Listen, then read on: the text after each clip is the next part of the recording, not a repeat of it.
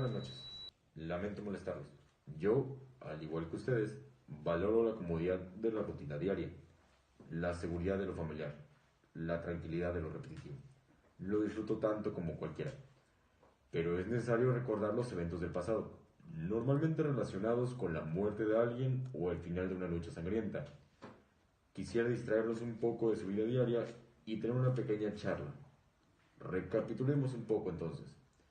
Hagamos un pequeño viaje en el tiempo y de paso recordemos a unos cuantos personajes que dejaron su huella en la historia de una forma muy peculiar.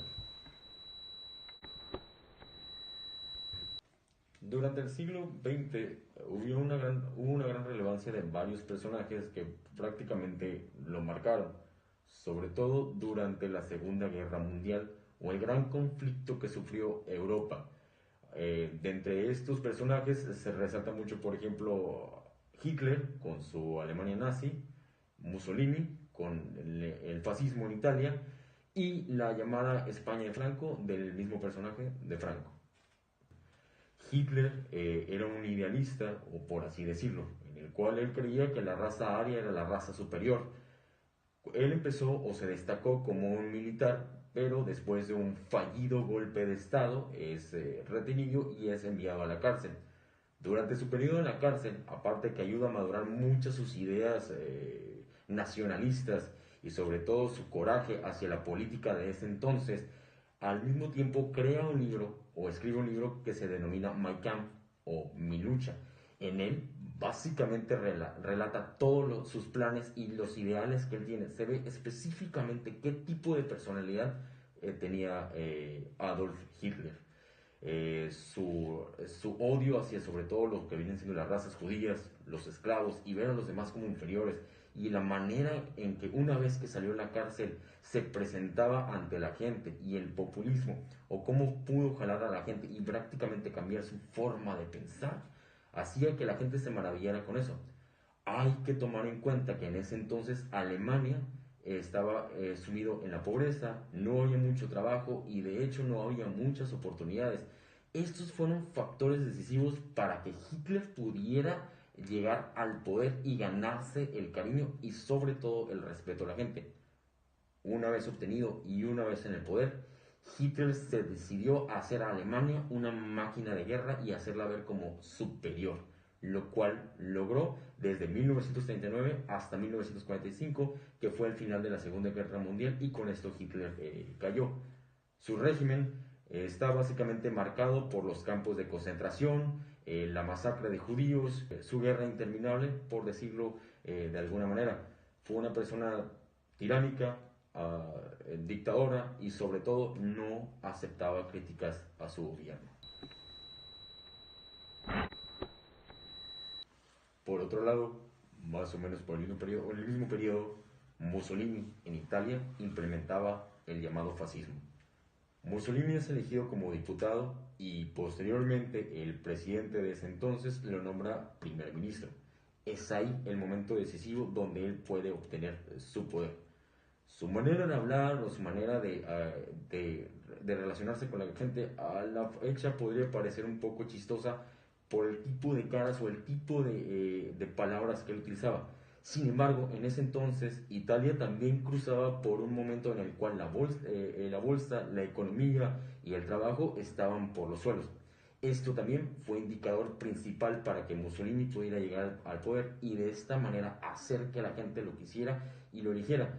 Su régimen, hasta al parecer, podría ser un poco más dictatorial que lo que vendría siendo Hitler, debido a que él sí no aceptaba absolutamente ninguna opinión, oprimió demasiado la libertad de expresión y de esta manera no había alguien o algo que pudiera contraatacar su forma de pensar.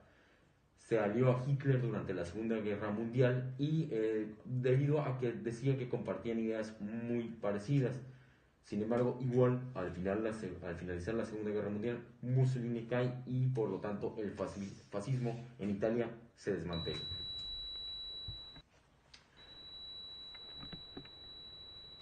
Y por otra parte, en España también tenemos a otro militar y dictador, Franco. Franco también por un golpe de estado llega al poder. haciendo que la familia real española tuviera que salir exiliada de España. El gobierno de Franco fue un gobierno terriblemente del método dictador, y Franco consolidó su poder. Él decía que la democracia, el parlamentarismo eran enemigos de España, y que era este tipo de ideales lo que tenía sumido a España en la rotunda pobreza. Compartía muchos ideales, igual haciendo alusión a Hitler y a Mussolini, a quienes consideraba como sus amigos y sobre todo como su fuente de inspiración. Fueron ellos dos los que realmente le dieron muchísimas bases y muchas ideas a Franco, a su manera de pensar. Pero Franco a veces fue un poco más allá, hasta el punto de prácticamente censurarlo todo. Censurar ideas, formas de pensar y también incluso en la comunicación, debido a que no se permitía que hubiera algo que lo contradijera en su régimen. Aún así, Franco, por decirlo de alguna manera, se las daba de santo, debido a que, según en su España, todos eran iguales y siempre tenían las familias que comer o tenían un plato en su mesa.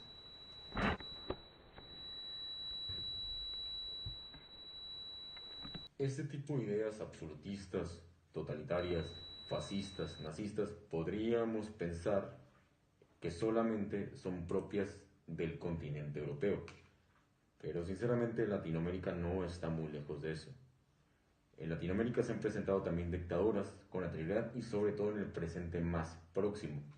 Podríamos mencionar, por ejemplo, a Augusto Pinochet en Chile y más reciente aún a Hugo Chávez. Hugo Chávez y su movimiento chavista realmente ganó muchísima popularidad. Pero ¿cuáles fueron los sucesos que llevaron a Chávez al poder? Chávez, al igual que los otros tres personajes, Hitler, Mussolini y Franco, curiosamente eran militares. Parece que las ideas militares son un virus que rápidamente se puede propagar, o que el poder militar realmente no solamente intimida a la gente, sino a los que están más arriba de él. Como tiene el poder del ejército, esto llega a intimidar a muchísimas personas y a crear un orden basado en el terror. Chávez hace un golpe de estado, el cual es fallido. A pesar de que Chávez va a la cárcel, posteriormente el presidente de ese entonces lo indulta, lo perdona, y entonces Chávez aprovecha su oportunidad para tratar de volver a llegar al poder por segunda vez. Se aprovechó de que Venezuela, al igual que los demás países, estaban sumidos en la miseria, la pobreza, una economía muy mala y que no había el trabajo suficiente. Esto llenó a la gente de ira, de rencor y de odio hacia el tipo de forma de gobierno que había en ese entonces. Chávez básicamente se aprovechó de esto y le llamó la atención al público en general, utilizando su populismo y su forma, digamos, un poco más coloquial de hablar, no de una forma mucho más seria o de una manera de golpe como lo hacían los otros tres personajes.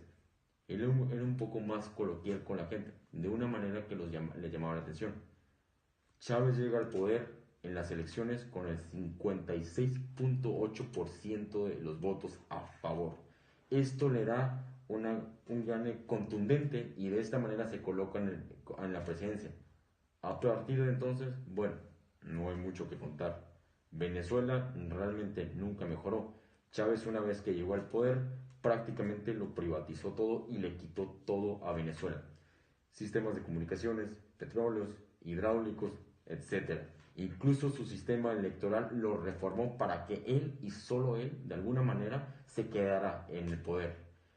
Actualmente, Venezuela no se encuentra en las mejores posiciones, y a pesar de que cambió de gobierno con Maduro,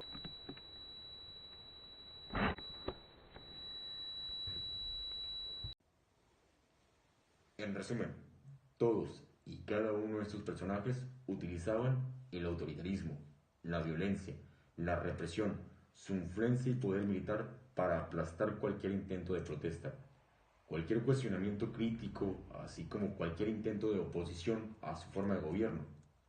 ¿Pero por qué? Porque aunque la brutalidad puede usarse en lugar de las palabras, estas siempre sustentarán su poder. Las palabras ofrecen una forma de expresión, y para quienes realmente las escuchan, el enunciado de la verdad. Y lo cierto es que tomando en cuenta todo lo anteriormente mencionado y haciendo pequeñas o grandes analogías, es inevitable pensar que hay algo terriblemente erróneo en este país. ¿No lo creen? Últimamente escuchamos y vemos una variedad de actos de crueldad e injusticia, intolerancia y opresión.